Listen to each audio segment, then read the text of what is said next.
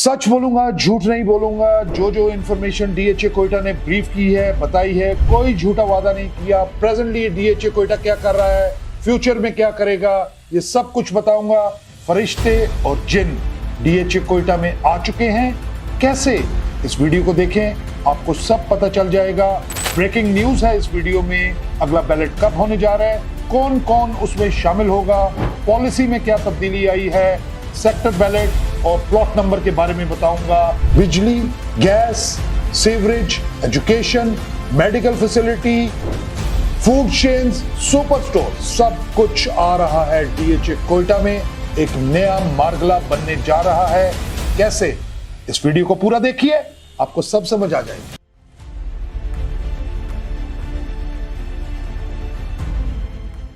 बिस्मिल्लाहिर्रहमानिर्रहीम। मेरा नाम मेजर उमर है और आज ये वीडियो डीएचए कोयटा के बारे में है। डीएचए कोयटा ने 31 दिसंबर 2024 को एक बैलेट किया है जो कमर्शियल बैलेट था, जिसमें पब्लिक बैलेट फाइल्स और अर्ली बर्ड कमर्शियल फाइल्स शामिल थी। 4 मरला, 8 मरला और 1 कनाल की, और उनके ऊपर प्लॉट नंबर्स लगाए हैं। इस बैलेट को अटेंड करने के लिए मैं कोयटा गया था।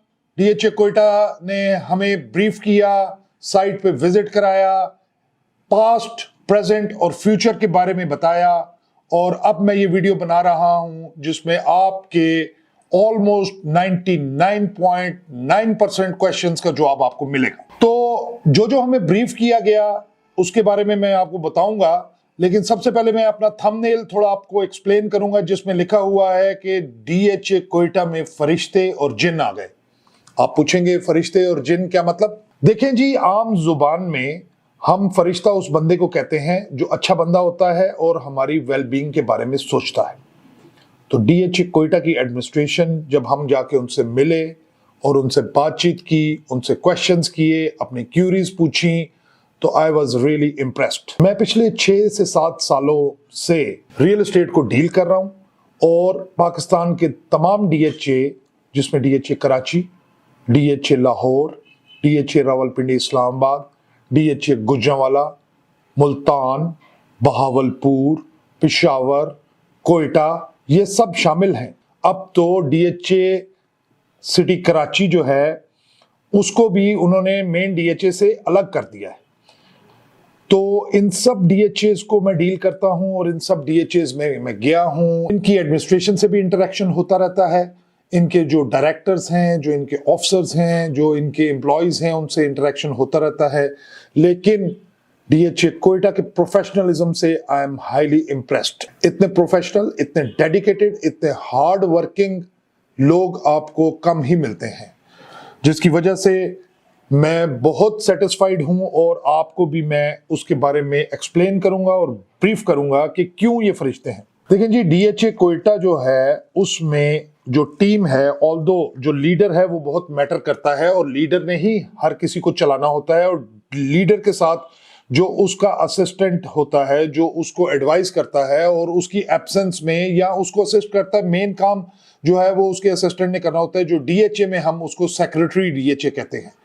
एडमिनिस्ट्रेटर डीएचए और सेक्रेटरी डीएचए 2 मेन लोग होते हैं जो डीएचए की पॉलिसीज, डीएचए की वर्किंग उसको चलाते हैं।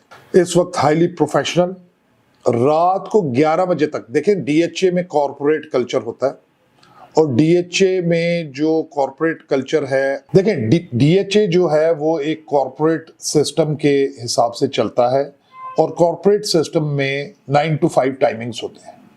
ये फरिश्ते हैं जो रात को 11 बजे तक बैठे हैं आपकी इन्वेस्टमेंट को सिक्योर करने के लिए और उसको फ्यूचर में उससे आपको बेनिफिट हो, उसके लिए बैठे हो। उनके जो सबॉर्डिनेट्स हैं, जिसमें डायरेक्टर लैंड हैं, डायरेक्टर ट्रांसफर एंड रिकॉर्ड हैं, और सबसे इंपॉर्टेंट डायरेक्टर मार्केटिंग हैं, डायरेक्टर बिजनेस डेवलपमेंट हैं, और इनके साथ ही ये सारे आपस में इतने जल्ड हैं। और मोस्ट इंपॉर्टेंट, एक और इंपॉर्टेंट जो अपॉइंटमेंट है वो है चीफ इंजीनियर, जिसने सारी डेवलपमेंट करनी है। इतने डेडिकेशन के साथ वो काम करते हैं कि आई एम हाईली इम्प्रेस्ड। और बिल्कुल आप ये समझ लें कि बेलोस खिदमत वाला मामला है।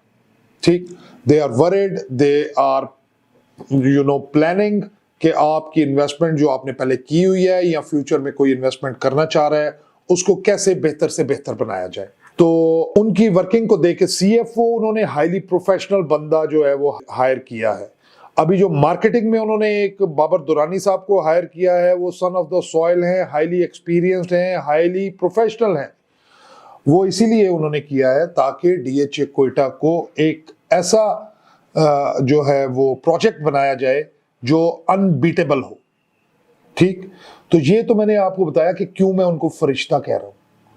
अब आते हैं इस बात पे कि जिन भाई इतनी स्पीड से काम इस वेदर में, जब के आप अपनी रजाइयों में लेटे हुए हैं, और मैं जब वहां पर डीएचए कोयटा का विजिट कर रहा था, A1 से लेके A10 तक गया हूं, A9, A10, A6 इन सब को मैंने विजिट किया है, जो आप मेरी एक दूसरी वीडियो में देखेंगे जो मैंने अपलोड कर दी हुई है। इतनी ठंडी हवा चल रही थी कि सर में दर्द शुरू हो गया, लेकिन डीएचए कोयटा के engineers, site engineers, supervisors, lower staff सब डेडिकेशन से काम कर रहे थे। एक जगह पे हमें ब्रीफिंग के लिए लेकर गए वेंटेज पॉइंट पे, वहां पे जो कर्नल साहब थे, वो एक्सप्रेस वे का जो सेगमेंट है, जो एक्सप्रेस वे 5 कहलाता है, सेंट्रल पार्क से राइट साइड पे आप जाएं तो वो आता है। उन्होंने बताया कि जी 2 हफ्तों के अंदर अंदर उन्होंने 1.8 किलोमीटर्स को डेवलप कर दिया है, कटिंग कर दी है, लेवलिंग कर दी है, कॉम्पैक्टनेस कर रहे हैं, और बहुत जल्द उसको ब्लैक टॉप भी कर देंगे। तो मैंने फिल बदी एक्सटेम्पो वहां पे मैंने जो है उनको कहा कि आप जिन तो नहीं है कि इतनी तेजी से काम तो आप एक मतलब नॉर्मल बंदा नहीं कर सकता। तो इसलिए मैं कहता हूं कि वो लोग जिन हैं जो इतना काम कर रहे हैं और इतनी स्पीड से काम कर रहे हैं। तो अब मैंने आपको एक्सप्लेन कर दिया कि डीएचए कोयटा में फरिश्ते और जिन ये मिल के काम कर रहे हैं।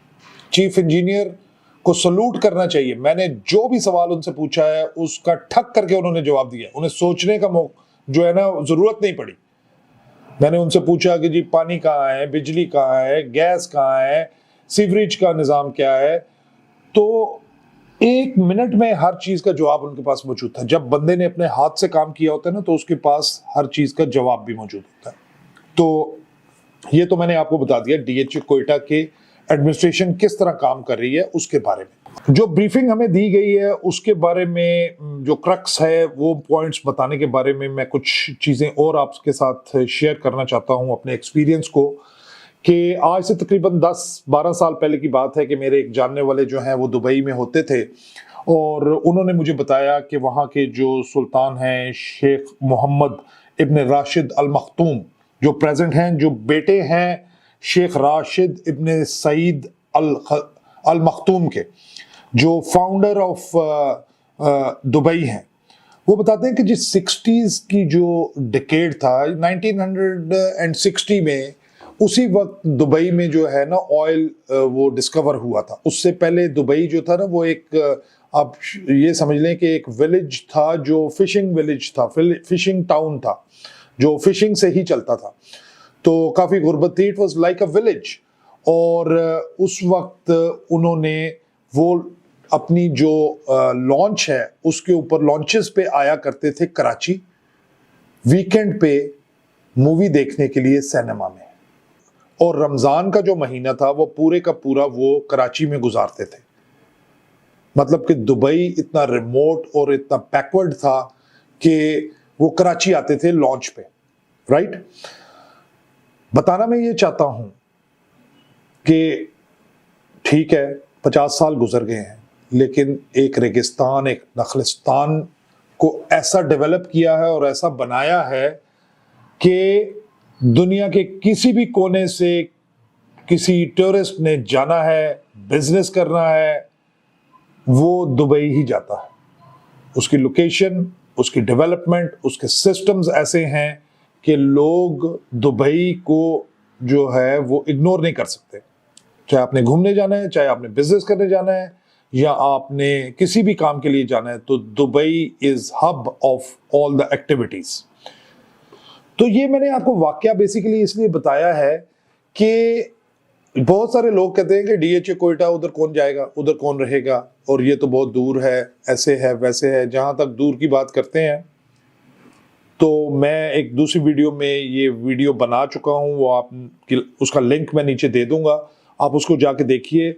It took me only 13 minutes and 20 seconds to travel from DHA Quetta site, जो ऑन ग्राउंड DHA कोयटा है, वहां से DHA कोयटा का हेड ऑफिस जो कैंटोनमेंट के बिल्कुल गेट के सामने बना हुआ है। आप ये समझ लें, इसको आप इस तरह कह सकते हैं कि 13 मिनट और 20 सेकंड में DHA कोयटा से मैं सिटी में वापस पहुंच गया, centre of the city, if not centre, almost centre of the city. तो DHA कोयटा जो है वो कहीं बहुत ही दूर नहीं बना हुआ, इतना दूर नहीं। और उससे पहले कोयटा एयरपोर्ट की अगर बात करें, it took me only 7 minutes to travel from airport to DHA Quetta, only 7 minutes। Lahore में अस्करी 10 से आपने एयरपोर्ट जाना हो ना, तो भी 15 मिनट लग जाते हैं, क्योंकि रोडें घूम के आपने जाना है। अस्करी 11 से आपने जाना हो एयरपोर्ट लाहौर में, तो आपको 20 मिनट से ज्यादा लगेंगे। तो आप कहते हैं कि DHA कोयटा बहुत दूर बना हुआ है, 15 मिनट से ज्यादा टाइम ही नहीं है जो है कोयटा सिटी से। आप लाहौर में DHA फेज 5 से कैवलरी पे आए, आपको 15 मिनट लग जाएंगे, ऑल्दो के सिग्नल फ्री कॉरिडोर्स बने हुए हैं। तो अगर दुबई के मॉडल को हम जेन में रखें तो DHA कोयटा का फ्यूचर आप की जो है ना वो इमेजिनेशन से बियॉन्ड है। अच्छा, इस पे लोग जो है तो थोड़ा फनी कमेंट भी दे सकते हैं कि मार्गला की जो पहाड़ियां हैं, जो रेंज है इस्लामाबाद में, ऑब्वियसली वो काफी ग्रीन है और काफी जो है वो प्लेजेंट है, उसके बेस में बना हुआ है इस्लामाबाद, और दुनिया तरसती है। आप मार्गला रोड पे जाएं इस्लामाबाद में, अरबों रुपए के घर हैं वहां पे, ठीक है। तो DHA कोयटा को अगर आप देखें तो इसके वेस्ट और इसके ईस्ट दोनों साइडों पे माउंटेन रेंजेस हैं, और उन दोनों के अंदर अगर हम फासला देखें तो I don't think it is more than 10 kilometres. और अगर इन माउंटेन्स के ऊपर प्लांटेशन हो जाए जो उस वेदर के हिसाब से होगी, या जब वहां पर स्नोइंग होगी, तो you will feel as if you are living in heaven, ठीक है। तो DHA कोयटा की जो लोकेशन है उसके बारे में ज्यादा परेशान ना हो, बहुत अच्छी लोकेशन है और बहुत करीब लोकेशन है। और एक और बहुत इंपॉर्टेंट पॉइंट ये है कि CPEC रूट DHA कोयटा की वेस्टर्न साइड जो है उसके अंदर से गुजर रहा है, ठीक है। उसको टाइम लगेगा डेवलप होने में, लेकिन उसके अंदर से गुजर रहा है, जो वेस्टर्न एज है उधर से। अब आप इमेजिन करें कि CPEC रूट वहां से गुजर रहा है, और वहां पे DHA ने प्लान किया हुआ है कि CPEC के हिसाब से हम यहाँ पर कुछ सेटअप्स ऐसे बनाएंगे कि गोडाउन्स बनाएंगे, हार्बरिंग एरियाज बनाएंगे, जिससे काफी एक्टिविटी होगी, बिजनेस एक्टिविटी। तो DHA लोकेशन का मैंने आपको एक्सप्लेन कर दिया। ब्रीफिंग में हमें और ये बताया गया है कि जी, जैसे कि हम सब जानते हैं, जब भी आपने कोई डेवलपमेंट करनी, कोई भी काम करना होता है, तो आप उसकी फिजिबिलिटी बनाते हैं। जब टाउन प्लानिंग आप करते हैं, जहां पे आप नया शहर आबाद कर रहे हैं, वहां पर आपको 100 किस्म की स्टडीज करनी पड़ती हैं। पानी कहां पर है, बिजली कहां से आएगी, पॉपुलेशन कितनी है, पॉपुलेशन का ग्रोथ रेट क्या है, और अगले 10 सालों में, 20 सालों में, 25 सालों में, 50 सालों में आपको हाउसिंग की रिक्वायरमेंट क्या है। तमाम स्टडीज DHA कोयटा ने ऑथेंटिक इंटरनेशनल फर्म से करवाई हैं, अगले 50 साल की कराई हैं, कई जगहों पे अगले 100 साल की कराई हैं। कोयटा इस वक्त पाकिस्तान में इस वक्त उसकी आबादी तकरीबन 12 लाख के करीब है, और ग्रोथ, पॉपुलेशन ग्रोथ रेट जो है वो सबसे ज्यादा है, और हाउसिंग की जो रिक्वायरमेट है वो हमें बताई गई है कोयटा शहर की 50,000 हाउसेस एनुअली पर ईयर, 50,000 घर। अब 50,000 घर में से 1,000 घर भी एनुअली अगर DHA में आना शुरू हो जाए, तो आप देखें DHA कहां से कहां जाएगा। चले आप थोड़ा हंसेंगे इस पे, चले हंस ले। 50,000 नहीं तो 20,000 होगी, 20,000 में से भी अगर 1,000 घर वहां पे बन गए DHA कोयटा में, तो DHA कोयटा कहां से कहां जाएगा। इसमें एक और चीज जो मैं आपको बताना चाहूंगा कि इंसान को जिंदगी में रहने के लिए अपनी लाइफ में 3 चीजों की जरूरत होती है। Number 1 is job and business opportunities. Number 2 medical facilities for self और फॉर योर एल्डरली पेरेंट्स और रिलेटिव्स, और जब आप ओल्ड एज हो जाएंगे तो आपको खुद से भी चाहिए। और नंबर 3 आपको चाहिए एजुकेशन फैसिलिटीज। इन 3 चीजों की अगर बात की जाए तो सीपेक का रूट वहां से गुजरना है। बिजनेस एक्टिविटी बहुत होगी, जॉब्स भी बहुत होंगी, और वैसे भी कोयटा शहर जो है वो 15 मिनट के फासले पर है। कोई जॉब अगर यहाँ पर लोग 1-1 घंटा 2-2 घंटे ट्रेवल करके जाते हैं अपनी नौकरी के लिए, ठीक है। बंदा जो है वो गुजर खान का रहने वाला है, रोज पिंडी जाता है। बंदा जो है वो शेखुपुरा का रहने वाला है, रोज लाहौर आता है। बंदा जो है वो गुलशन अदीद रहता है और जॉब उसकी जो है वो रीजेंट प्लाजा में है या क्लिफ्टन में है, बोर्ड बेसन पे है। तो वहां पे आप इतना ट्रैवल कर लेते हैं, यहाँ पे नहीं आप कर सकते। फिर दूसरी चीज है कि मेडिकल फैसिलिटी। मेटास कंपनी, कतरी कंपनी जिसके साथ एग्रीमेंट हुआ है, वो वहां पर मेडिकल टाउन बना रही है। उसको मेडिकल सिटी तो नहीं कहेंगे, मेडिकल टाउन बना रही है। एजुकेशन की बात करें, इजिप्शियन कंपनी, उसका school, I am not sure कि वो इजिप्शियन है या वो मिटास के साथ ही लिंक्ड है। स्कूल वहां पर एस्टेब्लिश हो रहा है। और ये वो चीजें होती हैं कि जैसे जैसे आबादी बढ़ती जाती है तो इन चीजों की रिक्वायरमेंट ज्यादा होती जाती है और वो साथ साथ डेवलप होती रहती है। तो मेडिकल फैसिलिटी का भी मैंने बता दिया, जॉब का भी बता दिया, और आपको एजुकेशन का भी बता दिया। अब स्टडीज का मैंने आपको बताया है, सेस्मिक स्टडी जलजले से रिलेटेड है, सॉइल की स्टडी कि जमीन कैसी है, लेआउट कैसा है, ये सारी स्टडीज इंटरनेशनल फर्म से कंप्लीट करने के बाद टाउन प्लानिंग की जा रही है और कर दी गई है। सेक्टर A1, A2, A3 के नक्शे पहले ही आपने देख लिए हैं।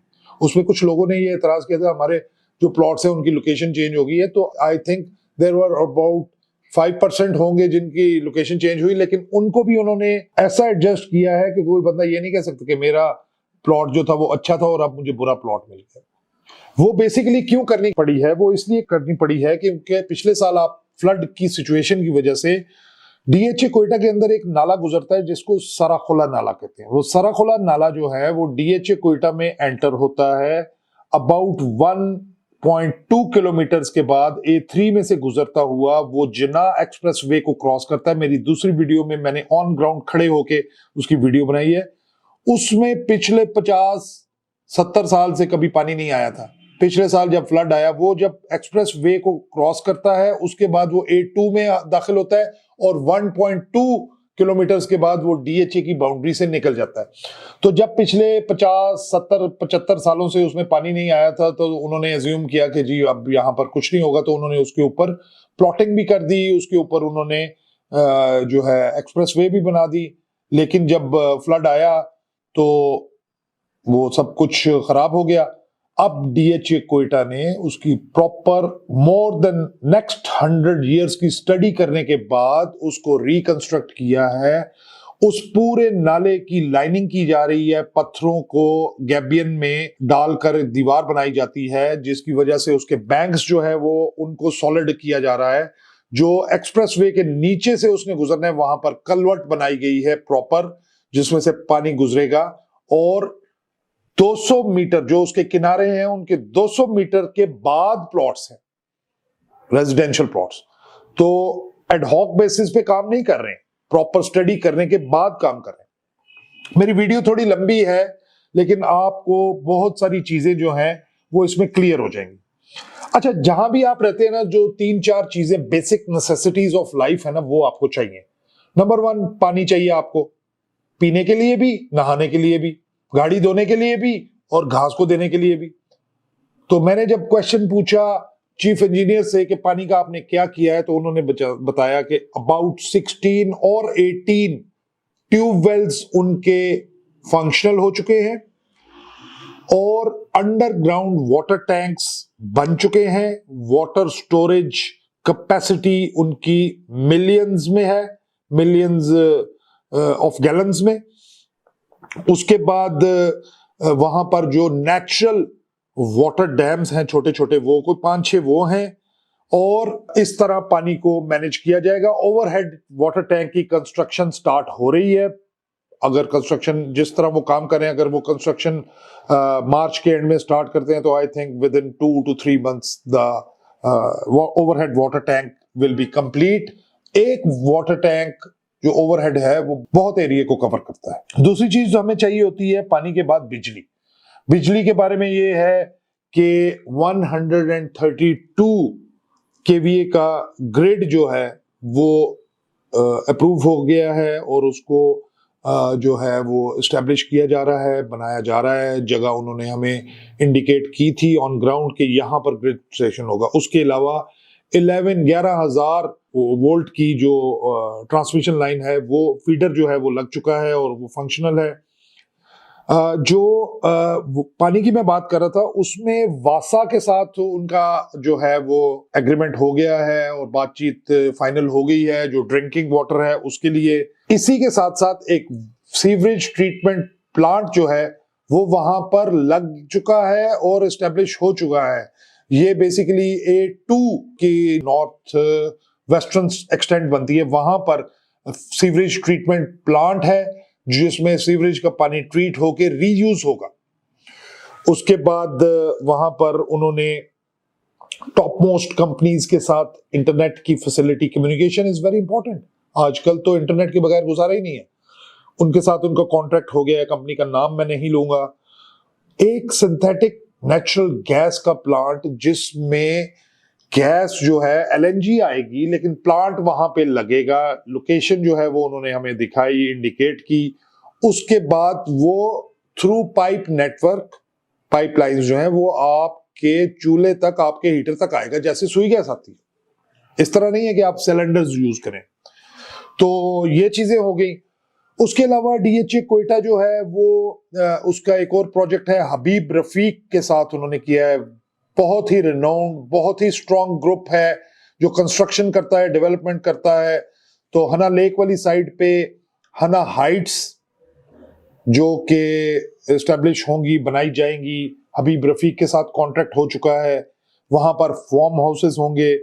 तो ये वो चीजें हैं जिनको देख के बंदा एक दफा दिल को सुकून मिलता है कि जी जिसने यहाँ पे इन्वेस्टमेंट की है वो सेफ है।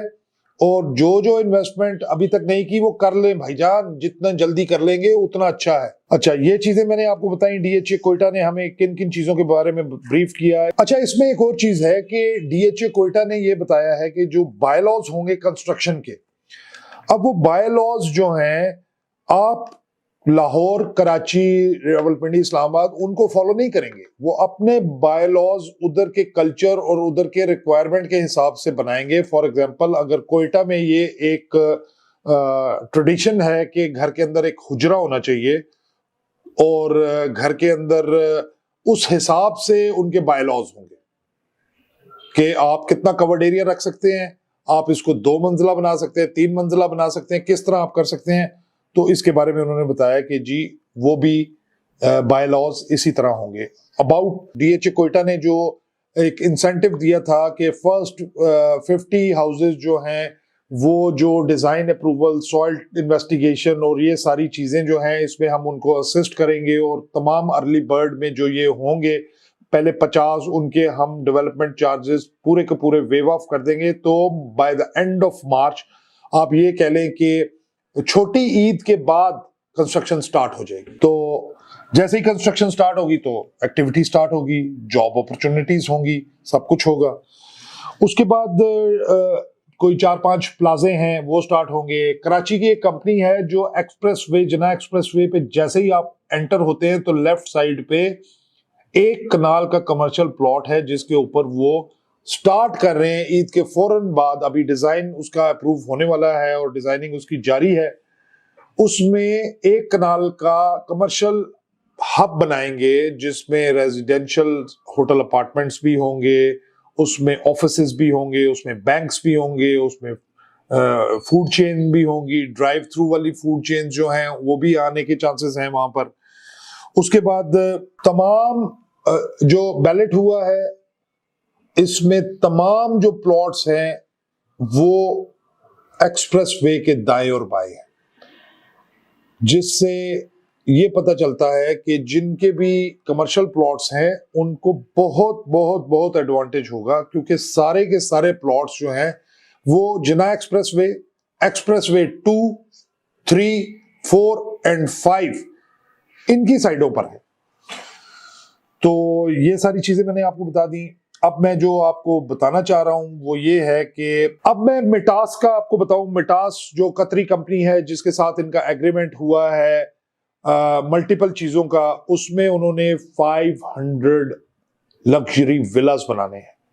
अब वो 500 लग्जरी विलास जो है वो एक ही साल में नहीं बनाएंगे, वो अपने जो है फेजेस में बनाएंगे। लेकिन आप ये अंदाजा लगाएं कि 500 विलास कतरी कंपनी बनाने जा रही है, जिसके लिए कितनी ज्यादा इन्वेस्टमेंट आएगी, बिलियंस में इन्वेस्टमेंट आएगी पाकिस्तान में, और कोयटा को एक बहुत जबरदस्त किस्म का लिविंग स्टैंडर्ड और स्टाइल मिलेगा। इसके अलावा 5 स्टार होटल की डिगिंग जो है वो ईद के फौरन बाद स्टार्ट हो जाएगी। उसके अलावा मेडिकल टाउन में पहले एक्सप्लेन कर चुका हूं, वो बना रहे हैं। एजुकेशन सेक्टर में वो स्कूल्स बनाएंगे वहां पे। उसके बाद उन्होंने आईटी पार्क बनाना है वहां पर। तो ये वो चीजें हैं जो काफी हार्टनिंग है। इसके अलावा 2 बैंक ऑलरेडी डीएचए कोयटा में आ चुके हैं, अल्फला बैंक और अलाइड बैंक। ठीक है, उन्होंने ब्रांचेस अभी छोटी रखी हुई हैं। अलाइड बैंक की मोबाइल ब्रांच होती है, लेकिन वहां पर जो डीलर्स इनक्लेव उन्होंने बनाया उसको फैसिलिटेट करने के लिए उन्होंने बैंक्स भी वहां पर आ गए हैं। और डीएचए कोयटा का ऑफिस जो है जब शिफ्ट हो जाएगा आफ्टर ईद, साइट पे शिफ्ट हो जाएगा, जिसकी बिल्डिंग ऑलमोस्ट कंप्लीट है हन्ना मॉल 1 और हन्ना मॉल 2 के दरमियान में ग्रैंड एंट्रेंस के साथ।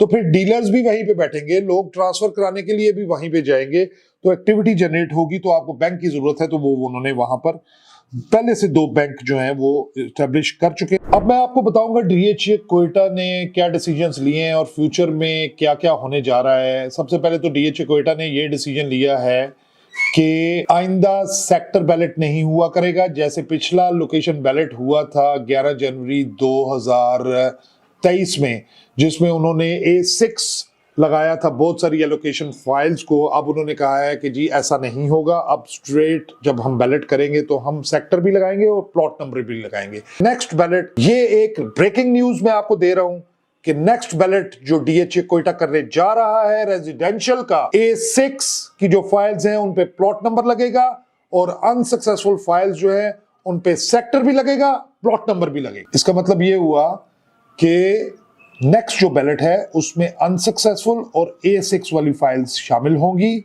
जो सेकंड बैलेट या अभी जो एलोकेशन बनाते हैं जो है वो शामिल नहीं होंगी। आप किसी धोखे में या किसी अपने गलत फ्रेम ऑफ माइंड में ना रहे, किसी गलत उम्मीद के साथ न रहे। डीएचए कोयटा ने क्लियर कट अपने इंस्टाग्राम पे भी लगाया और उन्होंने ब्रीफिंग में भी बताया। नेक्स्ट बैलेट रमजान से पहले। नेक्स्ट बैलेट के बारे में मैं आपको बता दिया। पोजेशन ऑफ अर्ली बर्ड, मार्च के एंड में, अप्रैल के मिड में अर्ली बर्ड को पोजेशन दिया जाएगा, जिसमें A1, A2, A3 है। कुछ प्लॉट्स को पहले पोजेशन दिया जा चुका है, जिसमें उनकी डिजाइनिंग स्टार्ट है। और ये मैं आपको चीज एक क्लियर करता जाऊं कि ऑल्दो के early bird A1, A2, A3 sectors में काम बड़ी तेजी से जारी है, लेकिन पूरे सेक्टर को इकट्ठा पोजेशन नहीं मिलेगा, पैचेस में मिलेगा।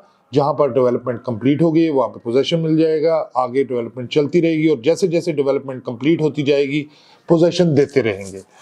तो ये तीनों सेक्टर में, सेक्टर A1, A2, A3 में कुछ कुछ प्लॉट्स जो है, एग्जैक्ट तादाद के कितने प्लॉट्स को दिया जाएगा ये तो मुझे नहीं पता और ना इस वक्त मैं बता सकता हूं, लेकिन हाइपोथेटिकली स्पीकिंग, लेट्स से एक सेक्टर में 200-300 प्लॉटों को मिल गया, दूसरे सेक्टर में मिल गया, तीसरे सेक्टर में मिल गया, जहां पर लोग इमीडिएटली अपनी कंस्ट्रक्शन स्टार्ट कर सकेंगे। फिर डीएचए कोयटा जो है वो मैंने आपको बता दिया कि जी कमर्शियल प्लाजाज 3-4 बनने शुरू हो जाएंगे। जैसे ही वेदर जो है कंस्ट्रक्शन सीजन स्टार्ट होगा, डिगिंग ऑफ होटल स्टार्ट हो जाएगी। और जब इन्होंने बैलेट करना है, जो मैंने आपको बताया है कि फरवरी में इन्होंने बैलेट करना है, रमजान से पहले बैलेट करना है, उसके साथ एक बाय प्रोडक्ट और लॉन्च करेंगे। वो क्या बाय प्रोडक्ट होगी उसका मुझे आइडिया नहीं है। इसके अलावा सेक्टर A9 एंड A10 जिसमें 5 मरला और 10 मरला की कटिंग्स हैं, उसको भी बहुत जल्दी उसकी टाउन प्लानिंग कंप्लीट करने के बाद, लोगों को अपने प्लॉट नंबर्स पता चल चुके हैं, उसकी टाउन प्लानिंग कंप्लीट करने के बाद जो ऑलमोस्ट कंप्लीट हो चुकी है उसका नक्शा रिलीज करेंगे। डेवलपमेंट का काम वहां पर जारी है। तो ये मैंने आपको डीएचए कोयटा के बारे में जितना मैं जानता था और जो मुझे डीएचए कोयटा के विजिट के थ्रू पता चला और इंफॉर्मेशन मिली वो मैंने आपके साथ शेयर की है। इसके अलावा अगर कुछ पॉइंट्स मिस हो गए तो इंशाल्लाह ताला अगली वीडियो में कवर करूंगा। आपको कोई डाउट हो, कोई क्यूरी हो, कोई क्वेश्चन हो तो आप कमेंट्स में मेरे से पूछ सकते हैं। मेरा फोन नंबर भी दिया हुआ है, आप उसके ऊपर भी मुझे व्हाट्सएप पे कांटेक्ट कर सकते हैं। Thank you very much.